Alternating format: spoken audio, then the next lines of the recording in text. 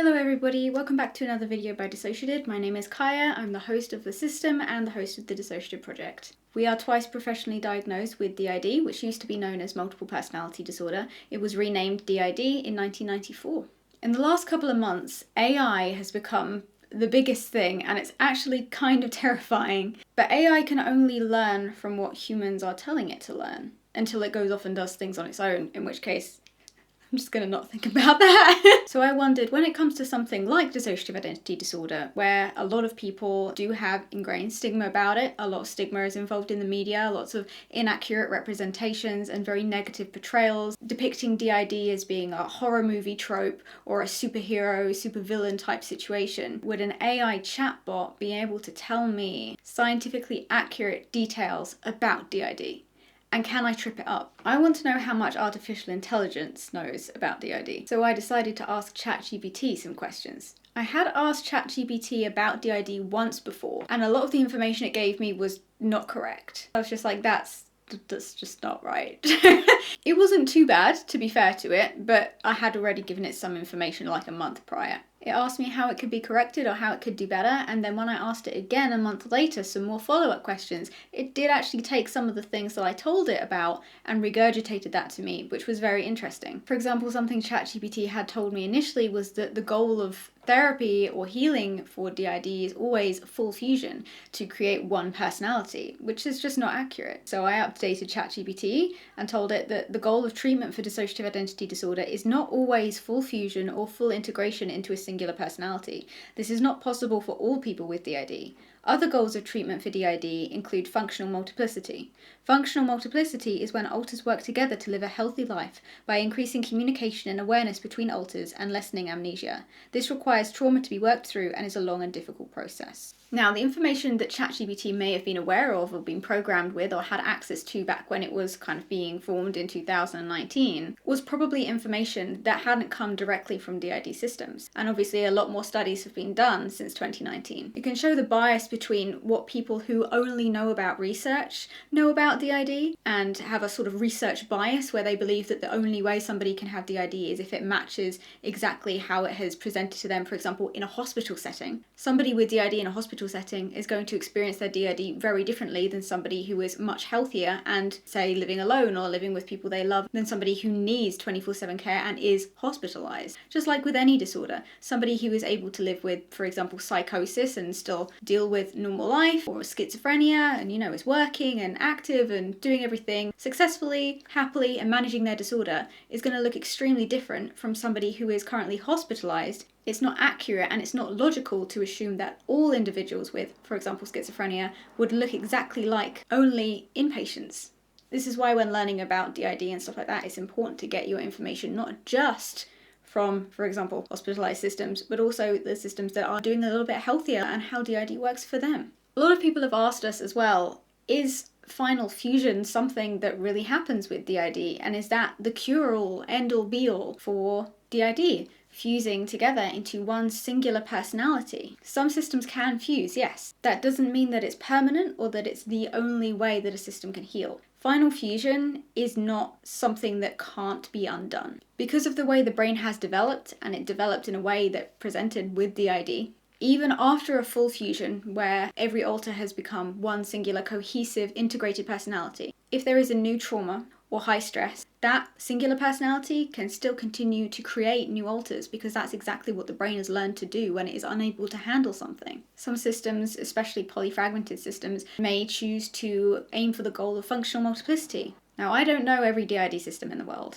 I also haven't read all the research on DID in the world. I've read a lot of it, but I will never know everything. But what I can tell you is that from my personal experiences from the systems that I've met and known through running DissociaDID and through having social medias and through even meeting other systems in inpatient facilities, most systems that I'm aware of seem to be working towards the goal of functional multiplicity rather than fusion. That doesn't mean that it's impossible to do or that no systems are, but it's not as easy as slotting jigsaw pieces together. Functional multiplicity is being able to work together with your alters, lessen your amnesia, and pursue integration, but not necessarily fusion. So integration is, for example, increasing communication between your alters, lessening those amnesia barriers, processing trauma together, being able to work through life cohesively together and work as a system to make sure that you are all individually managing the aspects of life that you need to manage to have a successful and well-organized life. That choice is individual and personal for each system.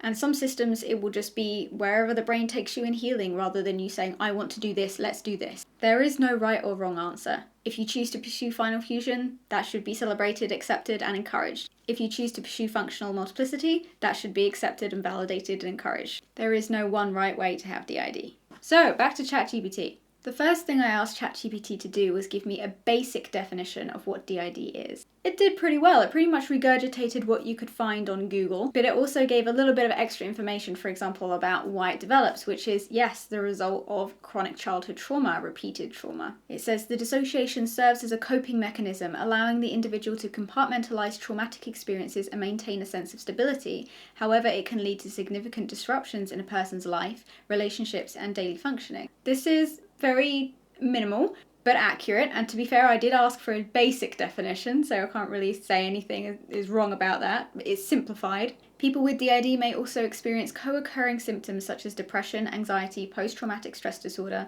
self-harm, substance abuse, or eating disorders. Treatment for DID typically involves long-term psychotherapy specifically tailored to address trauma and facilitate integration of the different identity states. That's all accurate, and remember, integration doesn't necessarily mean fusion. While fusion is a type of integration, you can integrate without fusing. So all of that is correct. If I wanted to be really nitpicky, I would say that DID is essentially an extremely severe form of PTSD. So anybody with DID would definitely have PTSD. Rather than it being a co-occurring symptom of a separate disorder that is comorbid with DID, it is part of the DID itself. PTSD and DID exist on the same spectrum of structural dissociation. PTSD is the most simplified form of structural dissociation. That's primary structural dissociation. Secondary structural dissociation moves into CPTSD, which is complex PTSD. And then OSDD and DID is tertiary structural dissociation. This is an explanation of how the brain compartmentalizes memories, feelings, traumatic events. That's where you get your ANPs, apparently normal parts, and EPs, emotional parts, from. If you guys want a specific video on what structural dissociation that is, I'm more than happy to provide. It's a little bit, might need a whole separate video on that. So, a good start. Okay, ChatGPT. Okay, terrifying AI. That's not bad, sure. So, because I'm a nice person, and even when I'm speaking to robots, I feel the need to thank them, I thanked ChatGPT, and I asked it to please tell me how DID is developed. I was wondering if here is where I might trip it up, because there are biases even within the professional world about how DID develops. And it's not something that we know in extreme detail. There are understood theories. For example, the theory of structural dissociation is the current theory of how DID develops. But also there's a lot of stigma around it. So because we know that bias exists within humans, even professional humans, the kind of humans that train ChatGPT, how much of it does ChatGPT keep itself? It got number 1, the severe trauma. Perfect. Yes, that's correct. Severe trauma, DID, is often associated with a history of severe physical, sexual, or emotional abuse during childhood. Traumatic experiences that occur at an early age, particularly when they are repetitive, prolonged, or involve a significant interpersonal betrayal, can overwhelm a child's coping mechanisms and lead to dissociation. That's accurate. 2, disrupted attachment. Yes, this is the other thing that people forget to talk about. There must be a disorganized attachment to the primary caregivers. That does not necessarily mean parents. Not everybody has their parents as their primary caregivers. For example, children going through the adoption process, children who are raised by their grandparents, children who are raised by families, friends of friends, children who are primarily raised by babysitters even, or anything along those lines. So ChatGPT got that on point as well. Disrupted attachment. Disrupted attachment relationships with their caregivers. A lack of consistent and nurturing caregiving can further contribute to the development of dissociative symptoms and identity fragmentation. Age and vulnerability. The age at which the trauma occurs is believed to be a critical factor. Yes, this is accurate. Young children are more vulnerable to dissociation as their cognitive and emotional capacities are still developing. The dissociative response helps the child detach from the overwhelming experiences and create a sense of distance from the trauma. Yes, perfect! But also one of the reasons why age is so critical with DID specifically is because the trauma has to be happening before the personality has fully coalesced into one singular personality, before one sole personality has fully developed. The age range for this is debated, but it's generally thought to be before the age of 10. A lot of things that I read said the age 7 to 9. So anything around or before that time period, early childhood, is when this repeated trauma, this disruption must be happening in order for it to prevent the integration of a singular personality. Because after those critical time periods, a singular personality will have already coalesced into one strong personality, even if it is experiencing trauma. 4. Dissociation as a coping mechanism. Yes. Protective mechanism, yes. Allows individuals to separate themselves mentally and emotionally from traumatic experiences, yes. A mental compartmentalization where the different identity states can emerge to handle or avoid the distressing memories, emotions, or situations associated with the trauma, yes. Memory fragmentation. The dissociative process can result in fragmented memories with different aspects of the trauma stored in separate identity states. This can lead to significant gaps or amnesia between identity states, making it difficult for individuals with DID to recall important personal information or events. Yes, absolutely. Another interesting thing here is that multiple alters can hold different parts of a traumatic experience. So it's not always one alter per traumatic experience. So while some alters may hold facts about what's happening, other alters may hold the emotions of what was happening. Some alters may just hold things like sounds, sights, smells. Other alters may hold things like memories of training, knowing what they had to do and reenacting those behaviors, but not necessarily knowing why or where those memories have come from or what it was about. They just know what they are supposed to do and what they are needed to do. This kind of fragmentation keeps the individual as a whole, I suppose, more safe, because even if certain alters come forward or certain memories are recovered, it's all tiny parts of a jigsaw. So you might hold one bit of trauma and it's a tiny key, but in order to get the whole memory, you might need 5 different alters to come forward with their experiences, and you have to sort of puzzle it out. This isn't the same for everybody. Some alters do hold the whole experience of one particular trauma, and alters can hold different bits of different memories as well. So yes, memory fragmentation is a big part of it. It's important to note that not everyone who experiences trauma develops DID. The disorder is relatively rare, and other factors such as genetic predisposition, not sure about that, and individual resilience may also play a role in its development. Very interesting. So for example, it could be affected by a genetic predisposition to high levels of dissociation. If you already have a genetic factor of being able to dissociate to high levels, you would be more likely to develop DID if you were experiencing everything else that was required for DID to happen. Comparing it to somebody who was unable to dissociate to a high level and also experienced all the things that would be needed for DID to happen, they might be less likely to develop DID. I was reading something, I can't remember exactly what it was, I'll see if I can find it and link it in the description or put it up on screen, but I was reading the other day on didresearch.org, I think it was, about how individuals and children who are neurodivergent or who have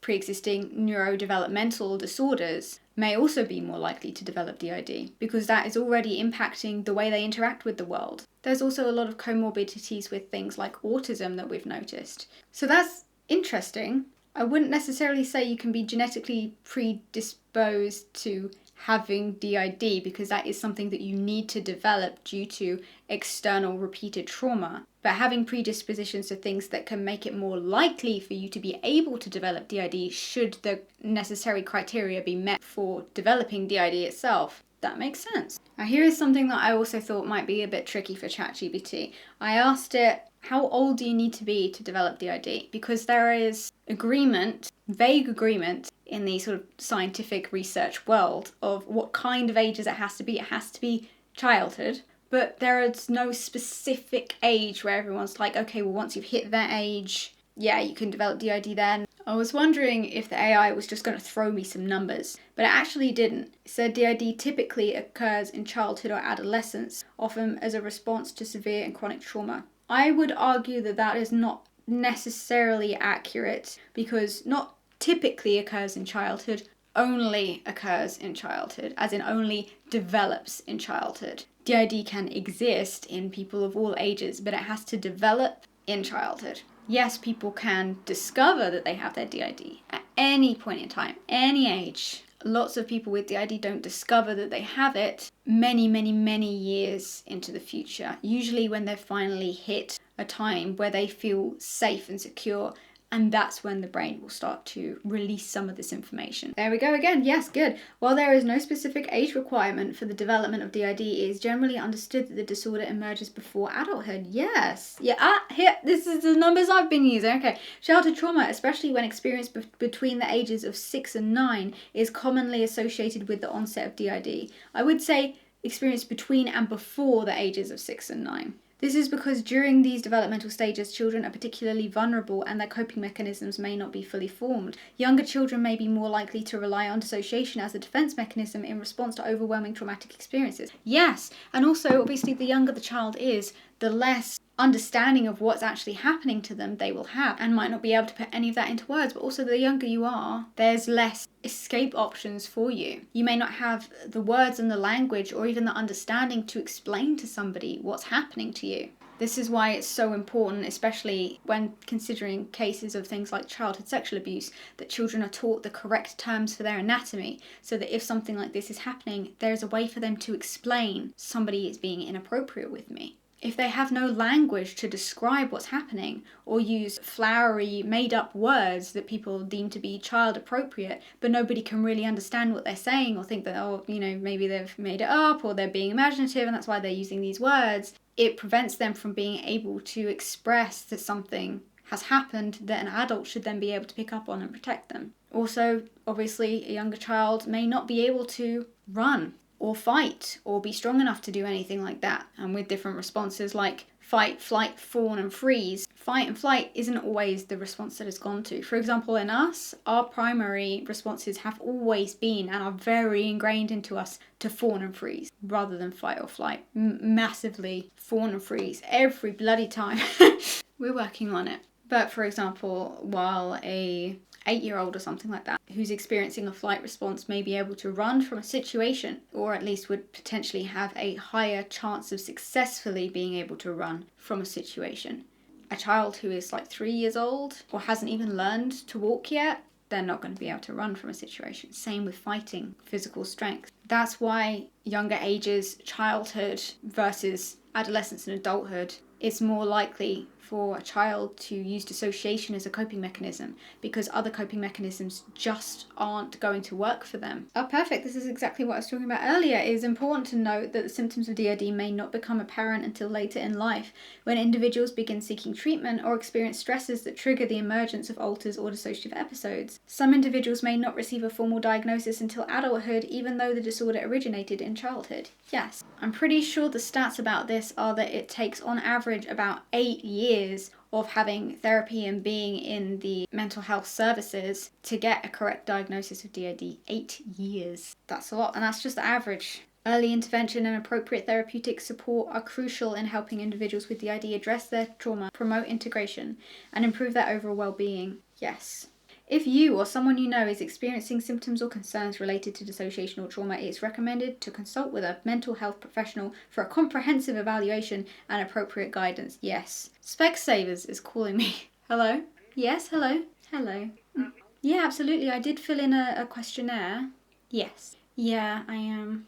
Yes, please. Awesome. Thank you. I hope you have a lovely day. Bye. That's shaken me out of my groove. We asked Chat GPT a lot more questions than this, and the more we asked, the more tricky, less scientific we asked to see how it would react to questions that may be more difficult to answer for an AI. But I think we've probably reached enough here today. If you would like to see the rest of these, let us know. If us talking to an AI and questioning it is not interested to you, please let us know in the comments. Don't forget to subscribe and ring the bell and like the video. Ringing the bell is most important so you know when we're uploading, because otherwise YouTube isn't gonna tell you shit. Because, well, it won't. But I hope you enjoyed this video. I hope that it's as sunny where you are as it is out here, and that you get out and manage to enjoy some sun today. Please know that there is somebody out there who cares about you and is thinking about you and is happy that you're here in the world. Go do something that makes you feel good. You deserve it. Lots of love, everybody. Bye.